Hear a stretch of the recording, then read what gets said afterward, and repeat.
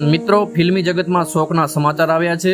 નિર્દેશક BR ચોપડાની મહાભારત સિરિયલમાં જેમણે કર્ણની ભૂમિકા ભજવી હતી એવા અભિનેતા પંકજ ધીર આપણી વચ્ચેથી વિદાય લીધી છે।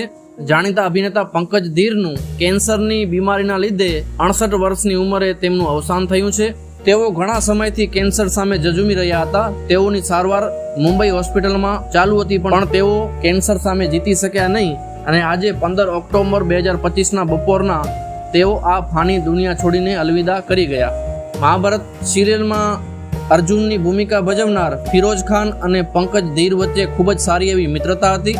અર્જુનની ભૂમિકા ભજવનાર ફિરોઝ ખાન તેમના મૃત્યુના સમાચાર સાંભળીને ખૂબ જ શોકમગ્ન બની ગયા છે અને તેઓ એક સોશિયલ મીડિયા ઉપર પોસ્ટ શેર કરી છે। તેમાં તેઓ લખ્યું છે કે અલવિદા મેરે દોસ્ત, હમ આપકો કાફી યાદ કરેંગે। તેઓની અંતિમ યાત્રા આજે સાંજે 4:30 વાગે વિલે પાર્લે વેસ્ટ મુંબઈમાં રાખવામાં આવેલી છે। ભગવાન તેમની દિવ્ય આત્માને શાંતિ આપે એ જ પ્રાર્થના। ઓમ શાંતિ।